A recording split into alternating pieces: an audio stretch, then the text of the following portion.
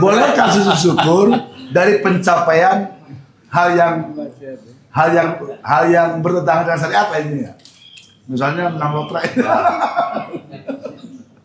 Misal kalau bercanda bagus juga. Senang taruhan. Saya tadi mau nyontohin ke sana. Cuman gak enak.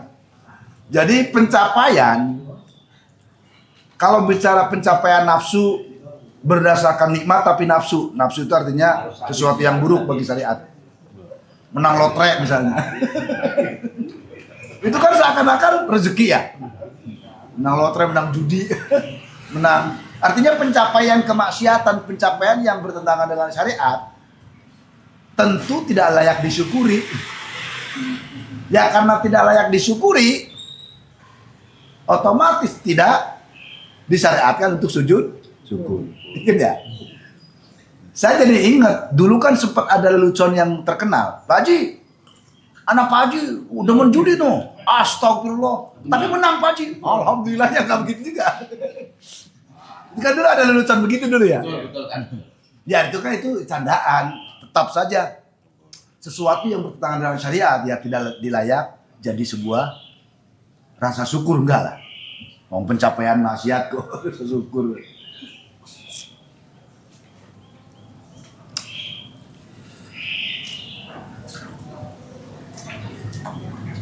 Tapi kadang-kadang ini ya, kalau kunut gitu ya, apa dia aminnya di hati atau memang malu-malu atau hanya sekedar menghormati atau gimana? Tapi ya tanya tuh, bingung kita mau nanya juga. Kita mau jauh kunutnya, jauh kan ya Ustaz? Yang jauh bala amin kedengaran. Syariat itu amal syariat itu amal zahir. Syariat itu amal zahir. Jadi kadang ada orang bilang, kok kamu nggak jawab salam? Udah di hati. Kepingin saya gebluk gitu. Kalau saya ngucap salamnya pakai lisan, dia jawabnya pakai hati, kan kesel Pak. Terus suatu saat misalnya kita datang nih nyelonong, dia nanya, kok nggak ngucap salam? Udah di hati, rasain dulu. Kan nggak mungkin begitu juga. Saya datang nih nyelonong langsung nimbrung, disinggung. Kok Ustadz datang nggak ngucap salam? Terus saya ngomong begini, barusan udah. Dalam hati lah, kesel kagak gitu. Kayak gitu deh. Jadi amal syariat itu ya amal zahir. Ya harus jelas terucap walaupun bisir gitu kan. Nah, ini bagus juga barusan singgungan pertanyaannya. Kan pembahasan fikih dulu ada istilah sirriyah dan jahriyah ya. Salat itu kan ada yang sifat jahr, ada yang sifat sir. Ya sifat jahr sir itu untuk membedakan mana sholat jahr, katakanlah maghrib, isya, subuh.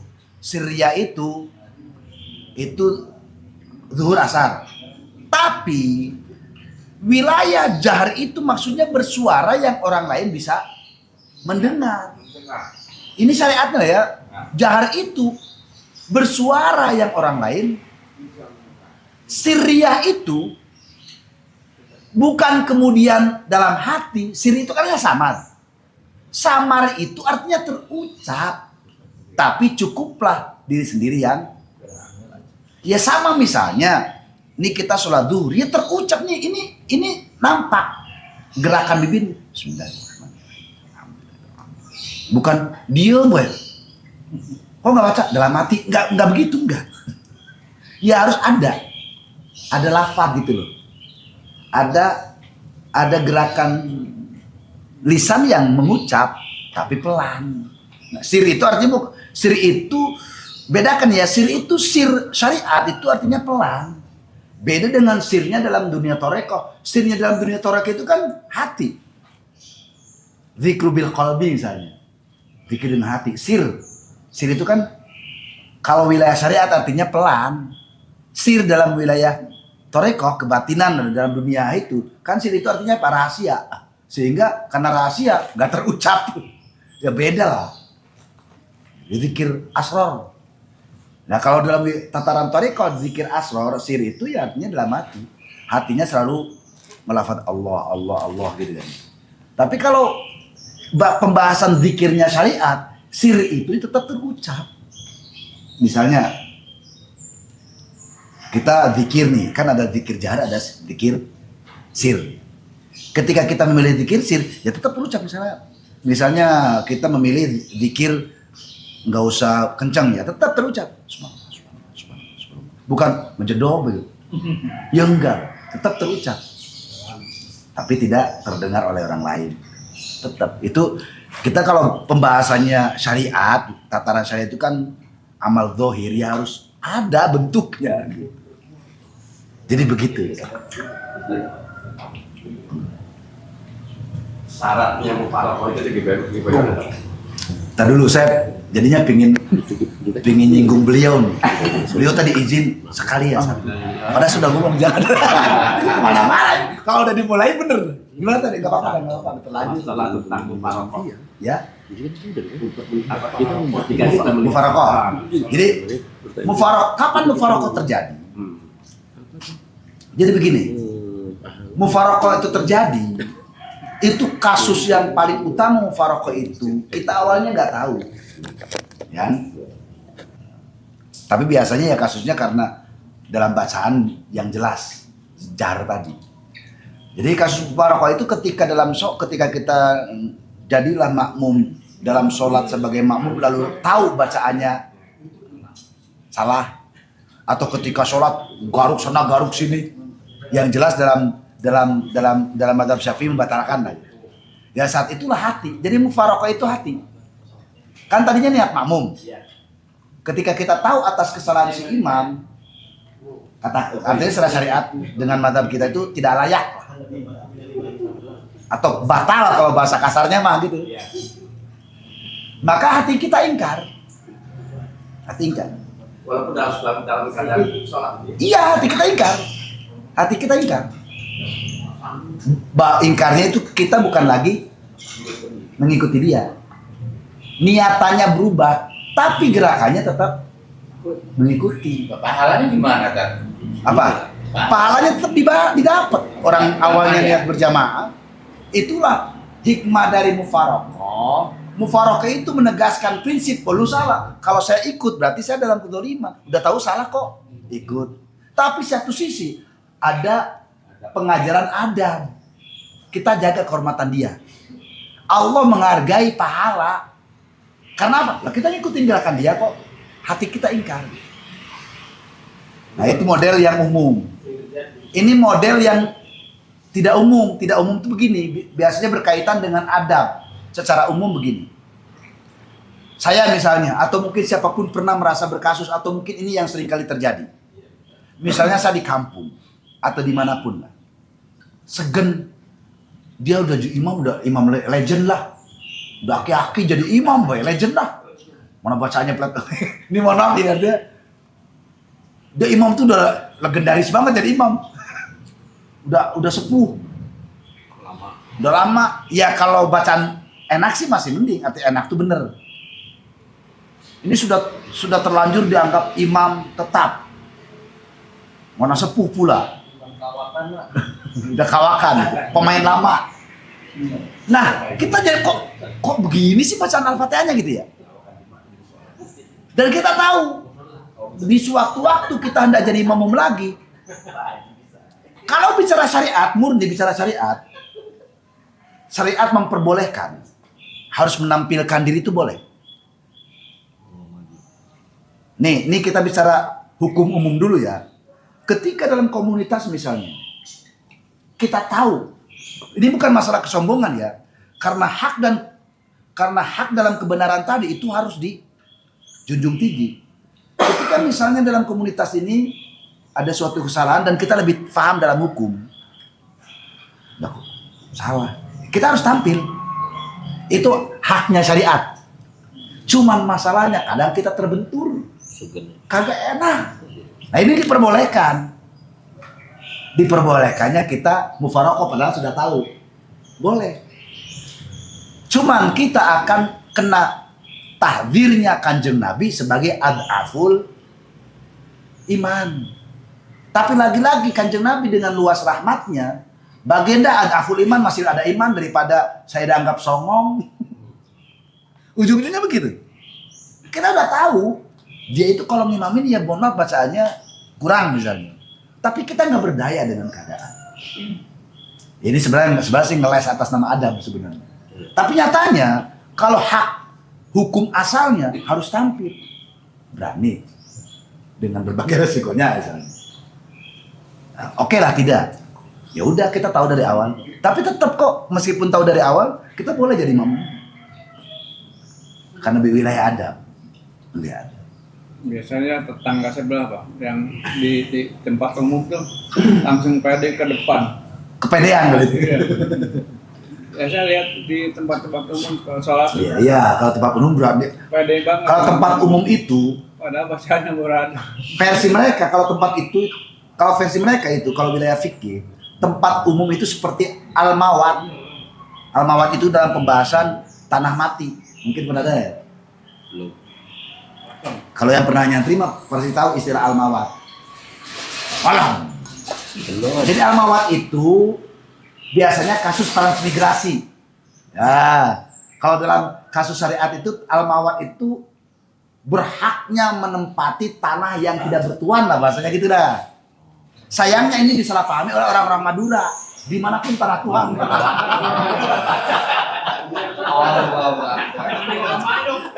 Udah lama sudah ada Madura.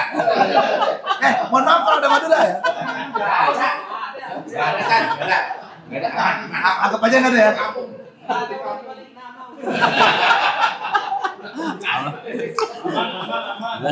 Orangnya nggak hadir. Jadi gini.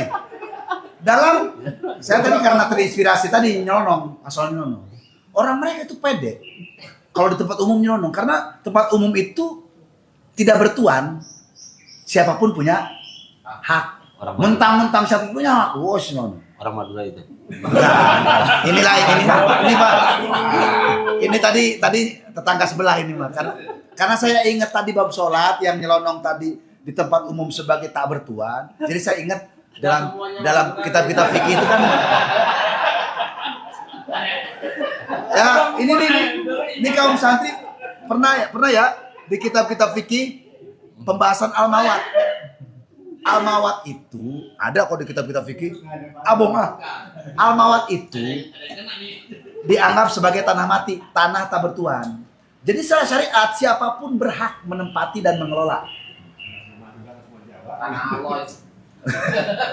Ini kasus zaman baheula ya. Ketika misalnya teritorial belum ada, kita boleh misalnya menemukan suatu tanah. Kalau zaman dulu itu babat alas gitu ya. Kita boleh menempatinya, menempatinya, mengelolanya. Itu al-mawat itu secara syariat boleh. Ya, kenapa saya tadi mencontohkan transmigrasi? Itu kan transmigrasi itu hakikatnya kan sebenarnya kan dalam perlindungan negara. Negara memberikan restu. Nah, ketika dulu transmigrasi kan kemana? Ke Sumatera. Itu kan diarahkan ke hutan. Mohon maaf, hutan yang segitu hektarannya tidak ada kepemilikannya. Tapi atas nama teritorial ya negara. Tapi kan kepemilikan personal nggak ada. Nah, ketika orang transmigrasi ke sana itu, secara fikih itu dia bebas. Bahkan waktu itu saya ingat kasus dalam pemberitaan orang Jawa itu kan katanya rajin-rajin. Siapa yang rajin ya dia yang paling banyak tanahnya. Karena tadi dia punya kebebasan menanam sehari nyangkul dapat sekian. Nah kalau bertahun-tahun bisa hektaran dia dapat. Dia artinya punya kebebasan untuk mengelola. Itu namanya al-mawat.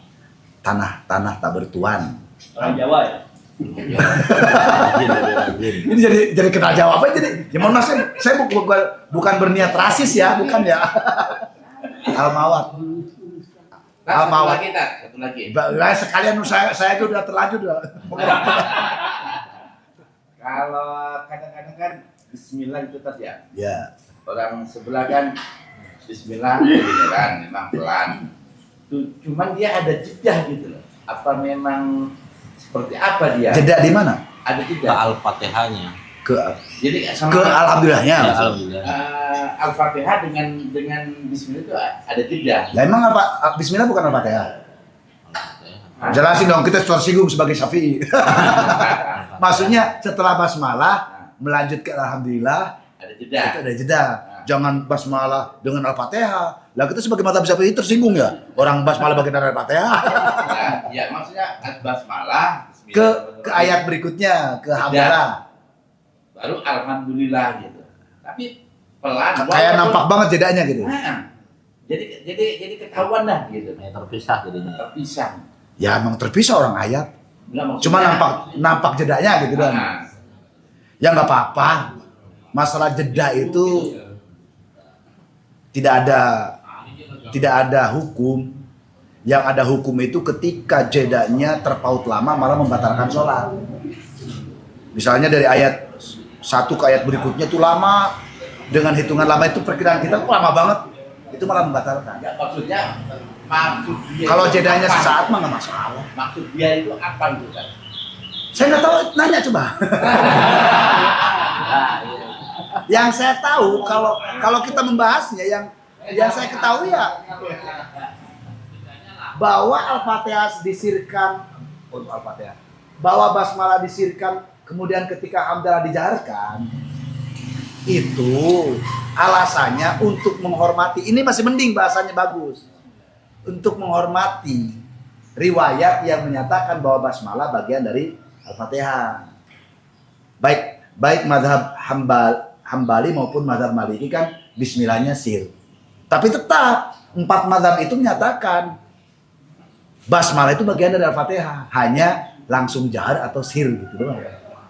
Bedanya di situ doang. Jangan kadang-kadang kalau imam kan Bismillahirrahmanirrahim. Alhamdulillahi Rabbil Alamin. Nah, ini jadi enak kalau dipraktekin kan enak ya. Suaranya bagus lagi. Nah, gini.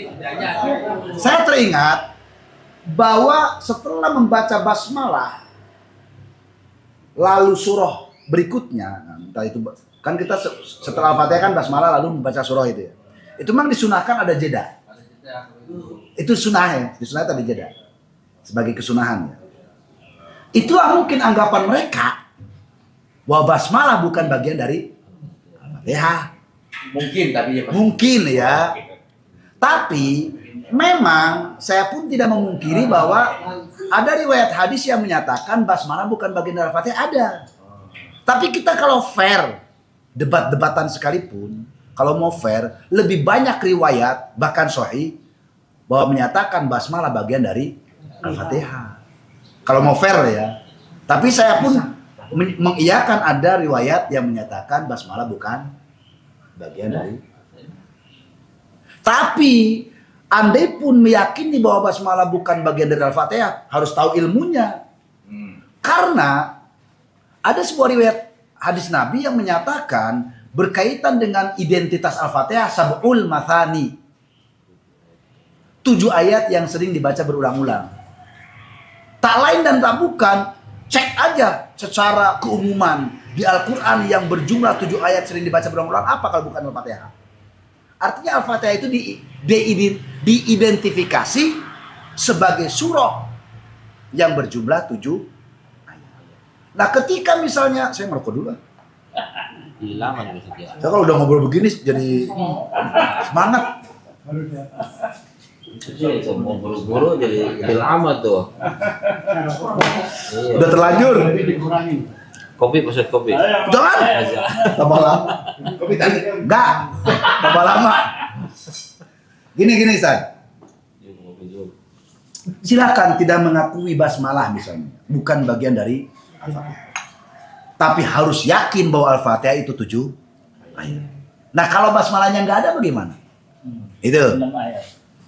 Kata mazhab Syafi'i 6 ayat dong karena dihilangkan. Tapi bagi yang meyakini bahwa basmalah bukan bagian dari Al-Fatihah, tetaplah harus yakin bahwa Al-Fatihah itu 7 ayat.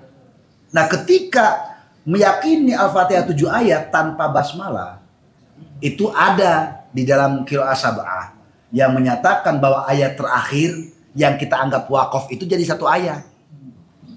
Siratal ladzina an'amta 'alaihim, 1 ayat.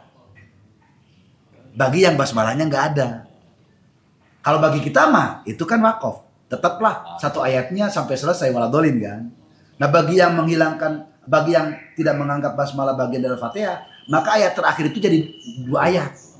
Yang tadinya 1 ayat. Jadi 7 jadi. Tapi nggak ada pendolnya kan? Apa tuh? Nggak ada buletannya begitu? Itu karena mayoritas, kalau kita mau ngaku, karena mayoritas 4 madhab sekalipun mengakui basmalah bagian dari Al-Fatihah. Sehingga bagaimanapun harus dihargai dong yang mayoritas. Nah kalau kita bicara keumuman harus hargai dong. Minoritas ngomong kan ngeselin. Ini ngomong begini harusnya di mic ya.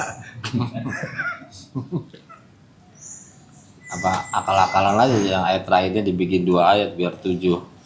Enggak, riwayatnya ada. Oh, ada. Riwayatnya ada. 4 mazhab ngaku.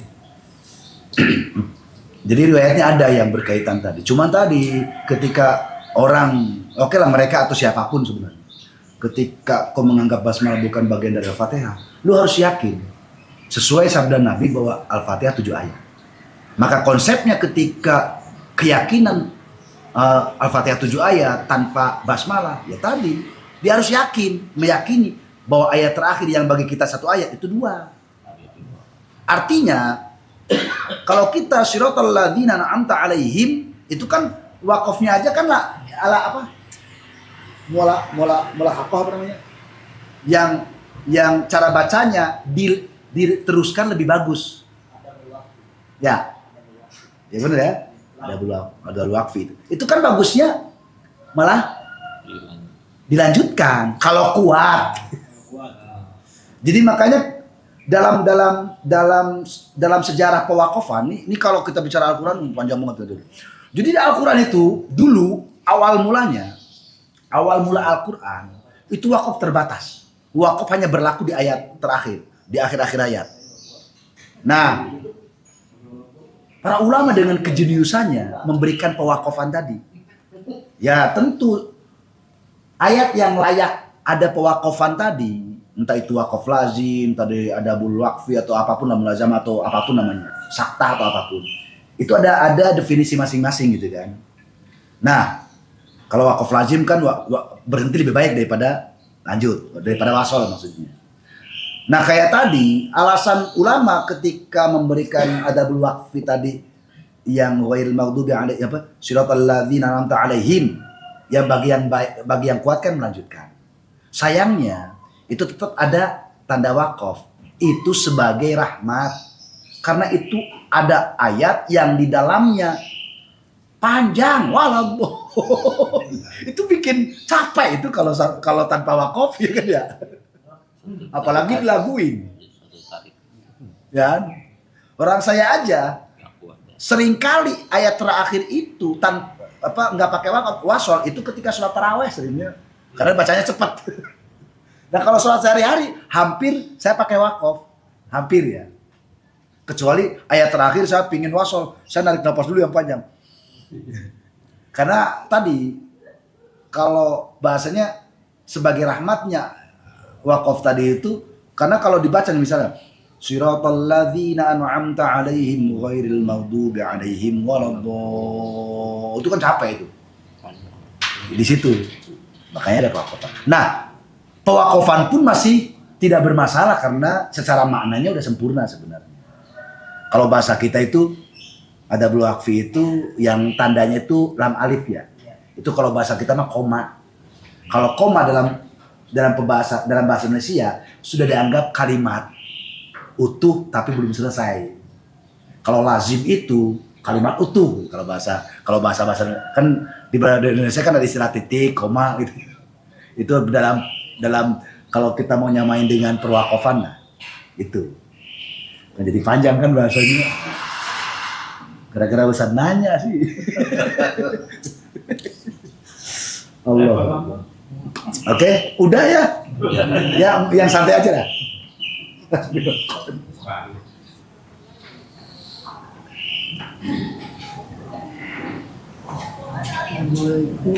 Waalaikumsalam. Belum habis gue. Nih, monggo.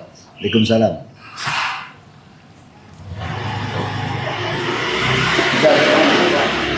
Ya masalah Fatihah tuh. Kadang kita kalau sholat dulu kan asar kita nggak tahu nih kita masuk udah tahu. Sekarang kita Allahu Akbar. Bacanya apa ya? Ya, betul banget. Tahun pertama kita masuk pertama insya Allah di maaf ya. Kedua ketiga loh. Kok cepet juga? Wajahnya doang, gimana? Kok cepet? Intinya kalau masbuk mah wajar kali kayak ketinggalan. Iya. Nah, kok rakaat berikutnya sama baik. Kapan kita belum sampai selesai udah ini lagi. Oh, gimana kayak mengejar-kejaran gitu. Gimana tuh imamnya? Nanggung nggak gimana? Ya gini aja, kalau saya sih apa ya? Karena itu kan perkiraan sebenarnya. Tanya jadi imam. Ya kalau berani tanya Bapak baca Al-Fatihah enggak gitu. Gini, kalau saya mah standarnya gini, sholat cepat itu tidak masalah selama tumanina. Kalau berkaitan dengan Fatihah ya benar gitu aja. Kan saya tuh sering kalau sholat tarawih itu baca Al-Fatihah satu nafas kok. Ya karena satu nafas otomatis udah cepet. Nah, ada bagaimana dengan makmum? Sementara Al-Fatihah itu kan wajib dibaca dalam sholat. Inilah rukhsah dan ya bagian dari rahmat lah. Bagusnya jadi makmum itu. Ikut aja pas tadi saja. Iya. Bagusnya makmum itu nggak baca Al-Fatihah, nggak baca dalam artian bukan karena nggak niat ya, karena masbuke atau karena imam bacaan cepat kita nggak ngejar, atau waladhdallin amin. Berharap setelah itu kita baca Al-Fatihah. Si imam lagi sholat Bismillahirrahmanirrahim, Yasin, Allahu Akbar. Lah, gimana? Ya kan nggak bisa. Ya artinya dalam kondisi begitu emang si makmum itu ditanggung Al-Fatihah sama imam. Dasarnya bahwa makmum masbuk ketika menemukan rukuknya imam itu sempurna sebagai rakaat. Lah kalau wajibnya tanpa kompromi tadi, harusnya Al-Fatihah dulu dong sebelum ruku. Lah kalau Al-Fatihah dulu, lah keburu sujud. Tapi nyatanya ketika kita masbuk, datang nih imam lagi ruku deh, baru dia ruku, kita nyusul. Selama kita nyusul si imam masih ruku, belum ngangkat, kita dapat satu rakaat. Artinya, berarti sah dong tanpa ada Al-Fatihah. Itu kan kondisi. Sebagaimana tadi kondisi kita berharap setelah amin baca surahnya yang rada mendingan, mentang-mentang ke sholat tarawih satu ayat Yasin, lah kagak nyampe kita. Ya, artinya atau kondisi apapun lah yang si makmum tuh nggak berdaya, entah imamnya bacaannya cepat atau apa, ya udah ditanggung dia. Nah inilah berbagai konsekuensi yang menjadikan imam kudu yang paham syariat, imam yang kudu benar bacaannya terutama Al-Fatihah. Itu pentingnya tuh di situ. Lah kasarnya gini, mau bertanggung jawab gimana orang dia kayak kagak bertanggung jawab, maksudnya gitu. Mau bertanggung jawab lah dia salah sama gitu. Satu lagi tak? Dari tadi satu lagi banyak. Nah ini mah di luar konteks saja. Umpamanya ya. Kali minggu kedua kita bikin daurah kan? Kita daurah gitu, gimana gitu? Sampai apa di Purwakarta gitu? Ya kalau saya tidak masalah. Tuh nggak masalah kan? Maksudnya masalah siapa? Saya menjawab yang bikin masalah Oh maksudnya hari dua misalnya, tapi bukan subuh ya? Subuh. Berarti sayanya ngintil gitu ya? Masalahnya tiap malam azan punya jadwal. Jadi saya harus menyiapkan diri. Atau berangkatnya misalnya habis isya atau intinya sebelum nyampe tujuan itu ya misalnya di sini nunggu jam 10 malam misalnya ya. Boleh. Tapi kalau habis isya berangkat lah saya masih di tempat lain. Apa? Saya kan tiap minggu, setiap malam minggu, malam Senin saya full. Malam minggu, malam Senin. Full saya. Ya kalau pun habis pingin daurah di mana gitu. Ya di mana silakan selama waktunya nyandak misalnya, yuk berangkat. Ya berangkatnya sekira-kiranya ya jam 10-an. Berarti kan saya udah di sini gitu. Habis isya lah saya nyaki belum saya nyaki dari sana ke sini. Saya di Cibitung sekarang kan jauh-jauh. Tapi nggak ngajar. Hari-hari masih ngajar. Oh ngajar. Ngajar kan. Lalu libur, makanya libur. Sayangnya sekarang saya Jumat aja ngajar. Yang kosong malah Kamis. Iya, di semester ini tuh saya Jumat juga. Saya dulu punya kebanggaan minggu ngajar, Jumat libur. Nah sekarang Jumat ngajar, Minggu ngajar diapin. Libur kapan? Liburnya malah Kamis. Jadwal kosongnya. Nggak bisa. Jadi kami Ustadz Muslimin aja. Oh. Ustadz Hanifah. Ah. Ya mau daurahnya ya wilayah Bekasi aja. Cari yang dingin-dingin kan? Lah yang namanya AC gedein. Saya ke danau mana gitu.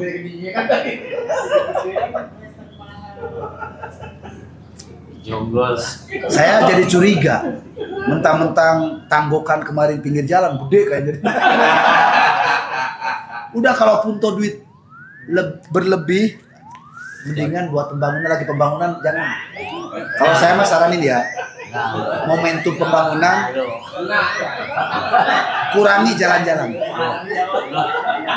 Udah tahu lagi bangun ya. Bukan apa-apa, takutnya malah jadi fitnah. Nah, Saya bercanda tapi bener loh ini ya. tahu jawab aja. Saya jadi kenapa ngomong begini ingat. Kebetulan minggu kedua juga, sebulan yang lalu di perumahan Kirana. Kesana para pengurusnya nggak ada, jamaah. Biasanya kan para pengurus ada. Loh ini para pengurus cuman diwakilkan sama marbot doang. Sananya katanya family gathering apa? Family gathering. Oh ya, mereka itu family gathering itu setahun 2 kali pengurus DKM. Luar biasa. Saya waktu itu marah. Nah, saya jadi manasin malah lebih semangat. Jangan, nggak saya nyontohin aja. Nah waktu itu saya marah. Saya marah kepada waktu itu ada marbot satu sama salah satu pengurus satu lah, nggak ikut karena ngargain kita yang kita. Waktu itu saya marah. Marahnya saya merasa tidak dihargai. Kalaupun toh pingin, kan tidak harus malam minggu. Karena lu punya program. Masa lu punya program ditinggalin? Emang gue cowok apaan ditinggal gitu? Merasa tersinggung. Yang kedua, saya waktu itu ngomong, kalian apa nggak malu? Ini Indonesia lagi banyak musibah, kalian malah jalan-jalan. Waktu itu saya ngomong gitu.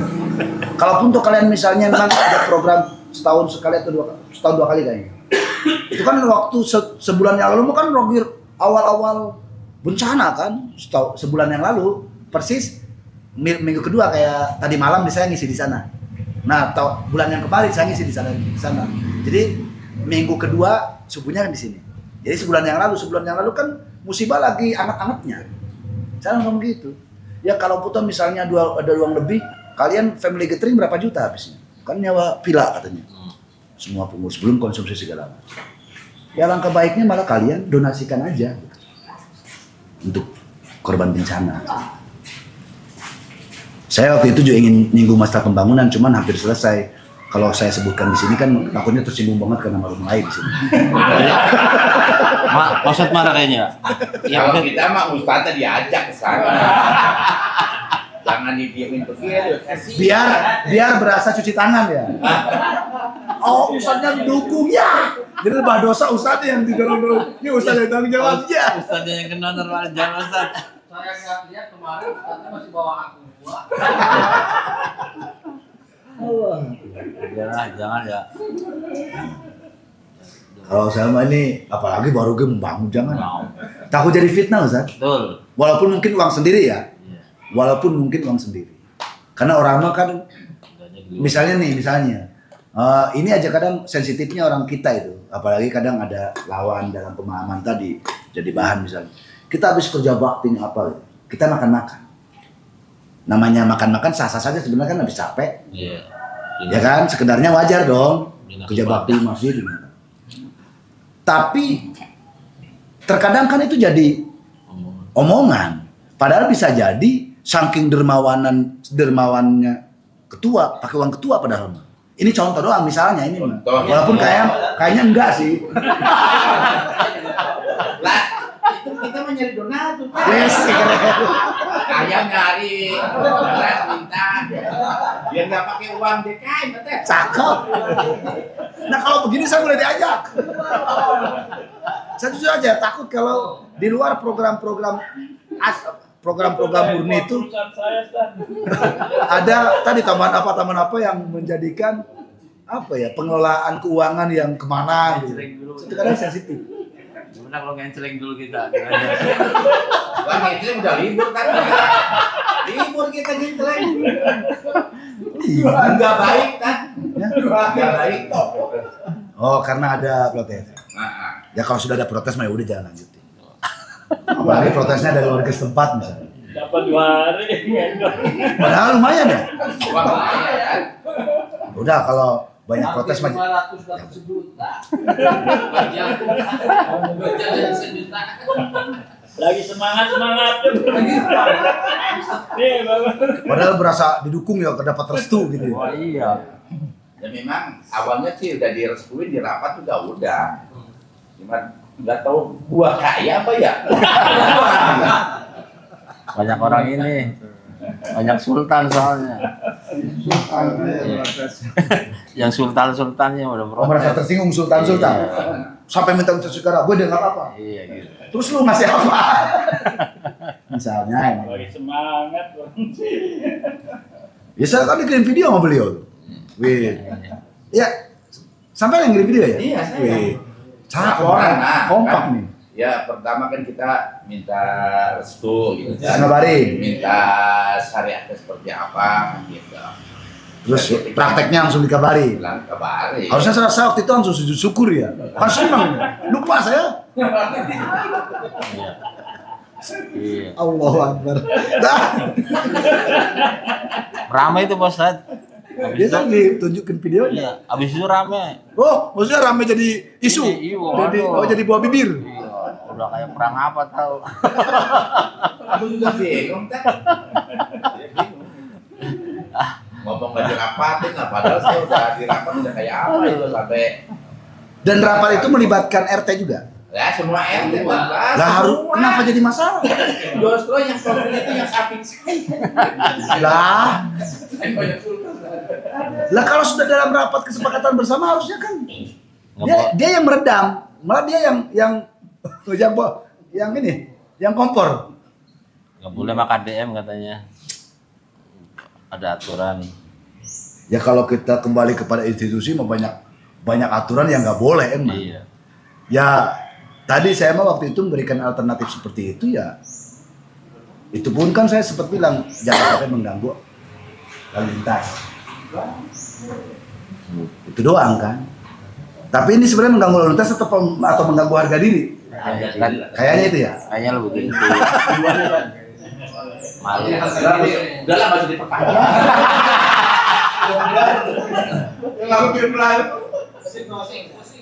Saya mah waktu itu urusan kirim, wah keren, bagus dah laporan sekian itu. Videonya ada videonya.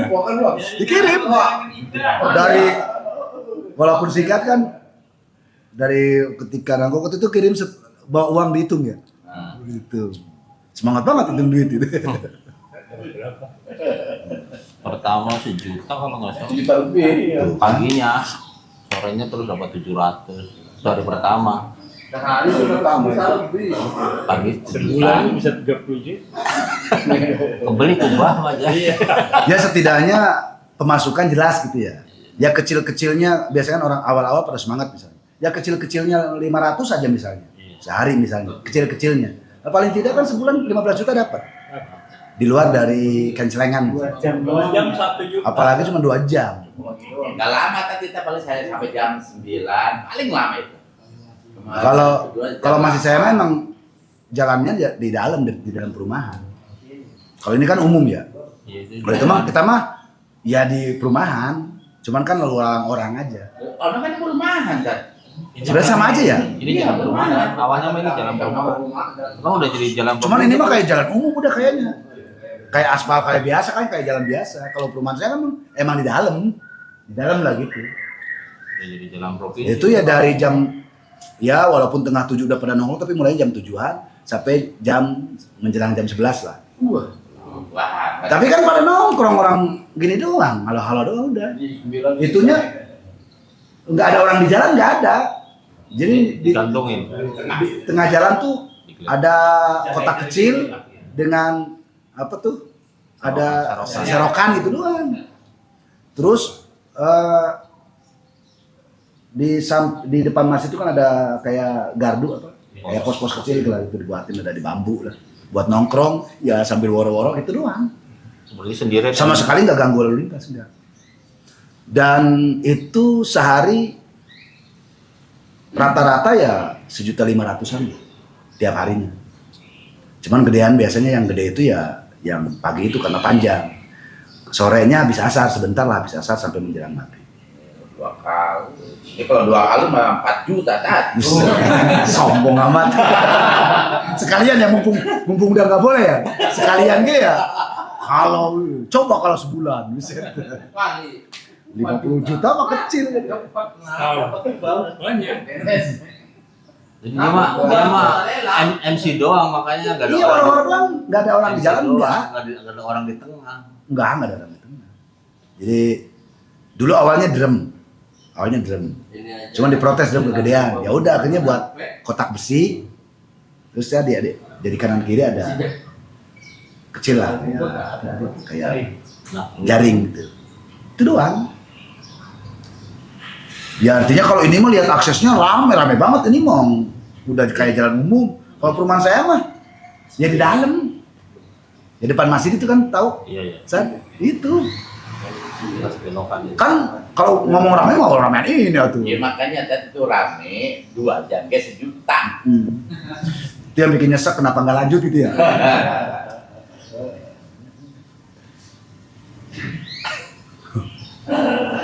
Allah Akbar.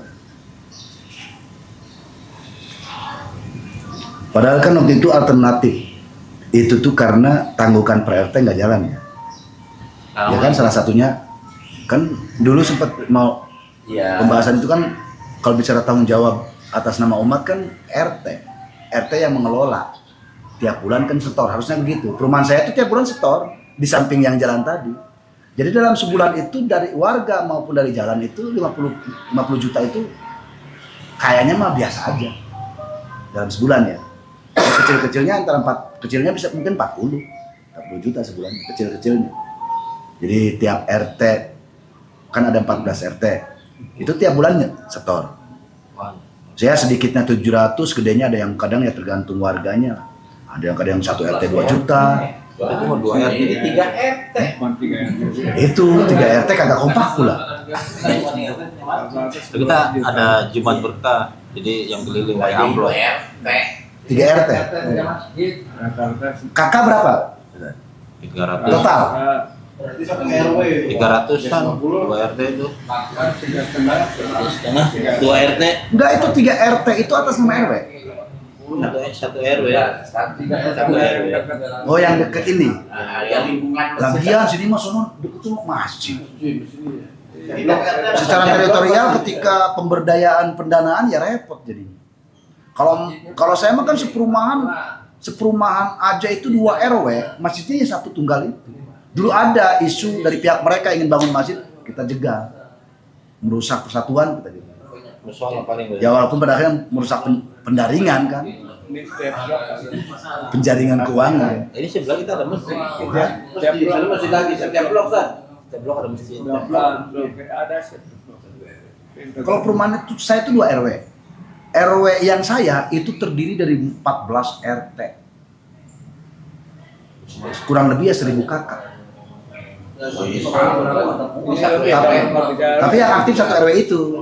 1 RW lagi lah jauhan, nah kita nggak begitu memberdayakan karena jauh dari kita. Jadi sebelah saya kalau suka sampai ke pasar. Padahal Tapi setiap blok sayangnya ada masjid. Rumah saya itu dulu ada isu bukan ada isu, emang sempat mereka melaksanakan sholat Jumat.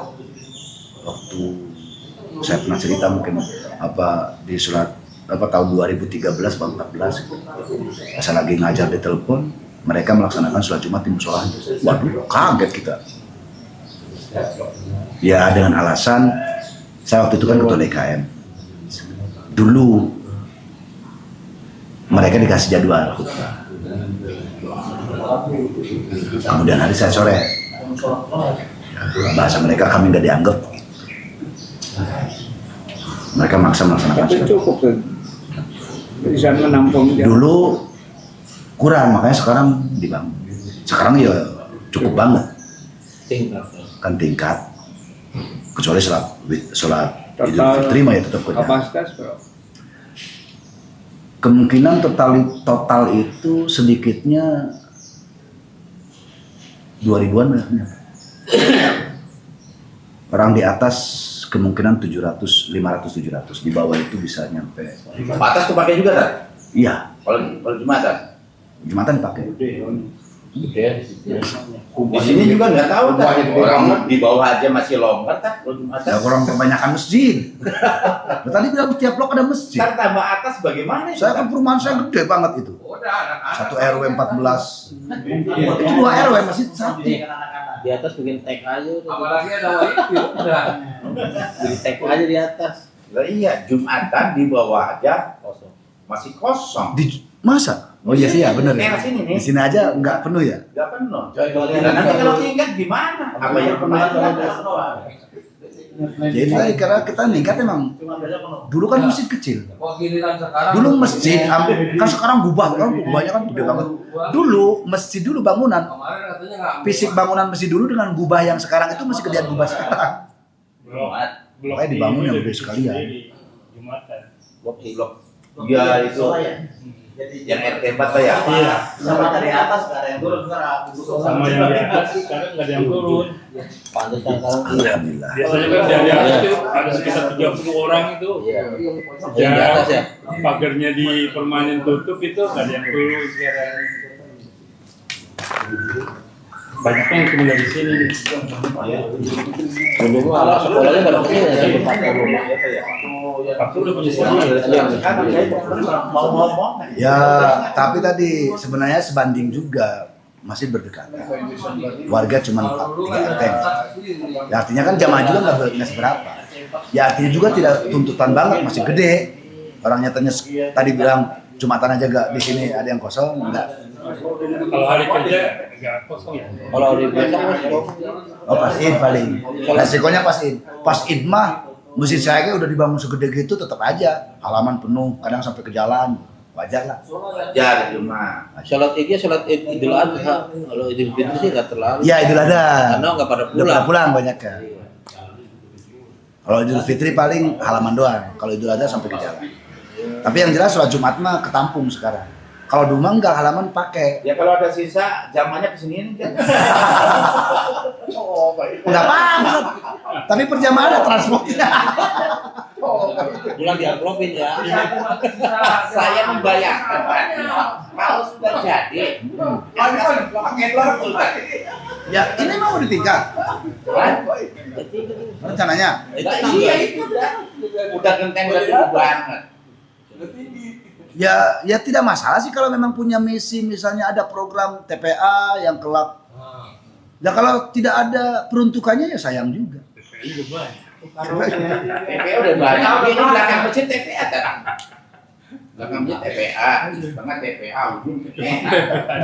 Ya tapi sekarang kadang bangun masjid juga ikut-ikutan model lah, gengsi lah. Makanya ya wajar Nabi itu pernah menyatakan Enggak boleh tuh. salah satu tanda akhir zaman justru umat menjauh, semakin jauh dari syariat. Di antara tanda-tandanya bermegah-megahan dalam bangunan termasuk masjid. Ya. Ya semangat bangun mah, ngisinya kagak semangat. Ya megah-megahan. Padahal dulu dengan masjid ala kadarnya di kampung-kampung penuh terus sholat subuh. Sekarang masih di kampung mereka subuh kayak paling aki-aki semua. Mendingan dulu. Ya. Anak muda, anak-anak sholat subuh gak penuh. Relatif ya banyak. Termasuknya banyak, subuh juga banyak sih.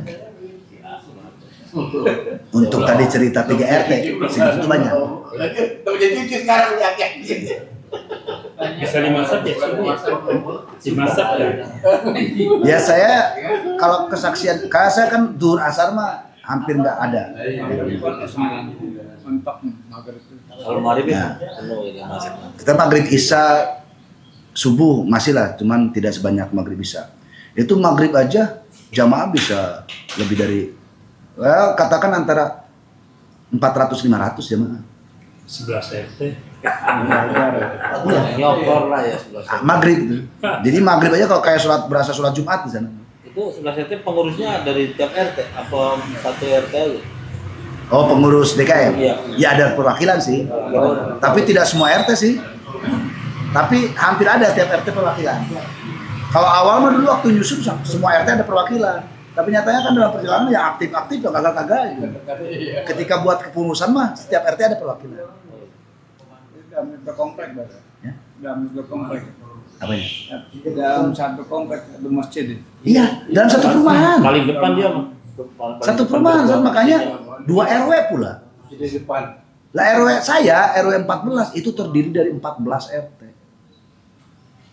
Kayak masjid raya ini. Jati Mulia. Modelnya kayak Jati Mulia. Itu. Oh iya, satu titik ya. Tapi lama-lama ada bikin lagi. Banyak gitu modal. Jati Mulia sekarang masjid Rumah ada satu. berapa? Iya. Pinggir jalan. Banyak juga. Pinggir jalan juga orang-orang bermain. Kalau masjid raya kan pinggir jalan. Ini jantar. Ini pun kalau di pinggir jalan mungkin Geser apa? geser masih Jumatan insyaallah. Ya karena kayak masjid saya tuh kan dari jalan raya kelihatan ya. Ya ojol itu maghrib bisa banyak pada saat di sini. Karena kan kelihatan aksesnya mudah. Makanya dulu ketika belum ada yang jaga parkir berapa kali yang gelangan. Sekarang udah ketat sih. Ada yang jaga parkir. Dulu mah berapa kali tuh yang motor. Karena untuk kabur tuh gampang. Masjid air rumah 50 meter. Ada cuman kecil perangnya. Ada. Itu ke Tata Jaya samping. Bisa ada. Samping pos cuman kecil. Ada yang lalu-lalang hari Jumat kan bisa. Iya. Yang pas dalam perjalanan gitu ya. Ada sih baca kecil. Pulau gede lah itu plang mesin kayak masa kalah sama ini plangnya Indomaret. Gak dipakai. Kalau masjid ada ruang kosong buat acara itu boleh nggak? Boleh-boleh aja. Boleh ya. Boleh-boleh saja selama acara itu ya acara yang gini, acara yang bersifat umum itu pembelahannya harus ada sekat pemisah. Karena gini ya, kita kadang membahas masjid sekarang tuh nggak kayak dulu. Kalau wilayah fikih itu ketat dulu itu, sehingga sekarang pembolehannya pun harus ada pemisah, harus ada batas. Zaman sekarang kan di modern tuh kayak Istiqlal kan ada ruangan pertemuan, tapi kan sekatnya jelas. Kalau bahasa blok-bloknya gitu, karena memang tanahnya, iya, memang tanah Cibijibun. Dan model begini, di mana lagi? Aula. Terserah Paulin dah. Jadi kalau pas mau nikahin anaknya bisa boleh. Lumayan buat pemasukan. Ya apapun sebenarnya kan masjid itu kalau ingat di zaman Nabi kan berbagai aktivitas ya, zaman Nabi. Cuman kan tetap Nabi menegaskan wilayah ubudiyah. Sholat itu nggak boleh terganggu.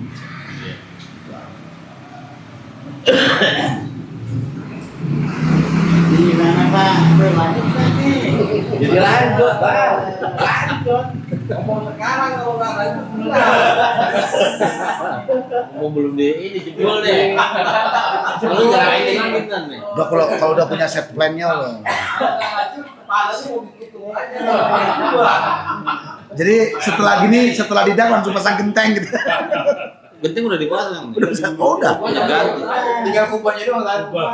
Itu hasil kencengan sehari tuh. Mau dilurusin. Ubah dilelang 70 juta, Tat. Ada yang mau nggak? Sono. 70 juta. Ya.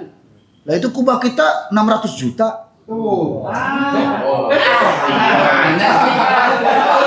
Kalau saya kubahnya gede.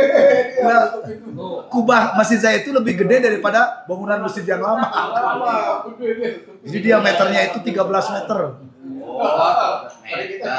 Lah kubahnya Ruangan ini. hampir bangunan fisik. Syarat aja sih banyak. Ya ada. Tapi itu mah kecil banding kita mah. Kita syarat Ruangan gede.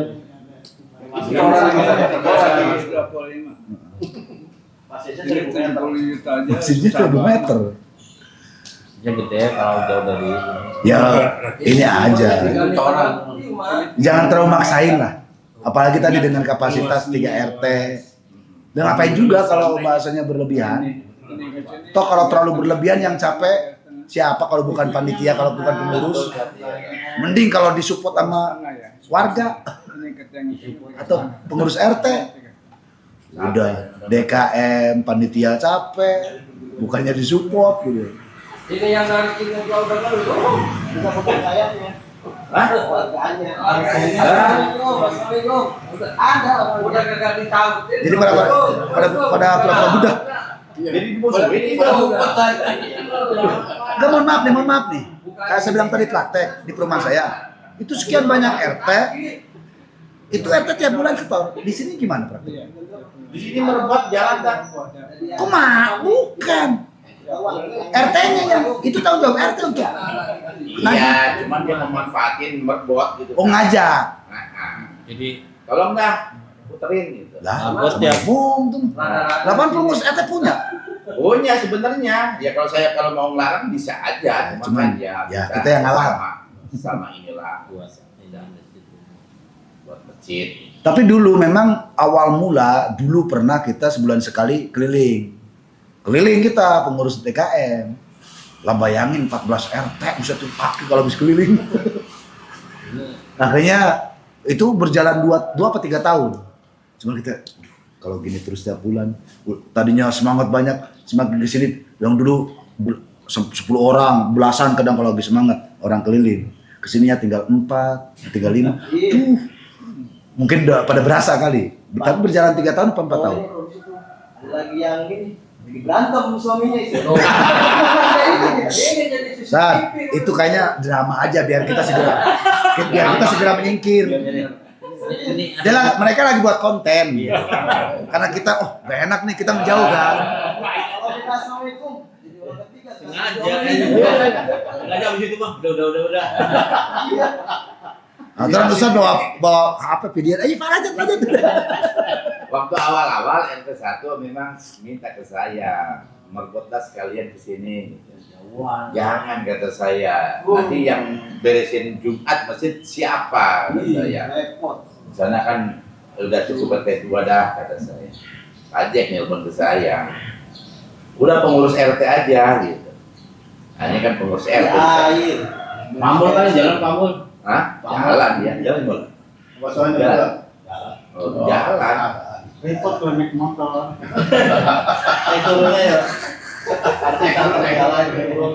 Tapi semua RT di antara mereka tuh jadiin kepanitiaan juga. Iya. Ya itu. Artinya dimasukin struktural lah gitu. Dulu itu dalam rapat gini Tat, saya ngambil sedikit ilmu lah dari Ustadz gitu ya. Intern jalan, intern wajib jalan, ekstern jalan. Betul. Maksud saya, intern Ngasih contoh, itu dikelola oleh RT. Silakan RT mau bagaimana. Gitu. Ekstern saya nongkrong di depan. Iya. Itu, jadi jangan cuma nongkrong di depan, tapi internnya kagak jalan. Saya juga kagak mau. Capek yang ada ya. Iya. Di dalam nggak ada sumbangsih. Sementara saya nyari di luar, jangan begitu. Jadi kata Ustadz kan intern ya haruslah, baru ekstern. Betul. Nah sekarang intern dipegang oleh RT. Betul. Ya, sebenarnya kalau kompak mah ya apa sih yang enggak gitu. Kalau kompak tuh apa sih? Lah kayak masih saya itu kadang nggak masuk akal loh. Kemungkinan sekarang antara 5 miliar mah lebih. Kok kasus? Membangun masjid itu 5 miliar mah lebih. Kemungkinan sekarang ya beranjak 6 mungkin. Ya, itu kan logikanya itu murni 80% swadaya. Ya sisanya mungkin karena dari PT atau dia kebetulan kan nyari atau gimana atau nyebarin proposal. Dan kebetulan kepanitiaan yang saya bentuk itu yang orang Pemda, pengacara, TNI yang saya jadikan panitia bangunan. Ini udah banyak pensiun tas. Motifnya waktu itu saya mereka orang pegawai Pemda, pengacara, militer saya jadikan panitia pembangunan itu waktu itu motifnya untuk menjaga kondisivitas. Apalagi yang saya jadikan itu orang-orang yang sangar lah di masa itu pada berani. Karena perumahan saya itu sensitif banget. Mas itu jadi kayak rebutan. Apalagi dengan orang sebelah dulu. Bahkan yang sesama paham aja karena punya kepentingan itu masih dibuat rebutan. Yang sepaham sama kita misalnya. Hanya kepentingan itu jadi. Saya ini banget merasakan dulu banget pahit getirnya perjuangan di masjid itu. Iya. Lalu ketika hendak membangun, saya istikharah, dapatilah orang-orang tadi. Ya tadi awal mulanya membangun apa ya bahasanya, membangun mental. Nyatanya alhamdulillah udah dulu pada berani suka berorong, sekarang nggak pada berani. Lihat ketua tim pembangunannya sangar-sangar. Tapi hikmahnya beriringan dengan itu tidak disangka, ya mereka punya para dermawan di luaran. Pernah dapat dari Pegadaian 30 juta, dari PT mana jadi. Tapi yang jelas 80% swadaya menurut.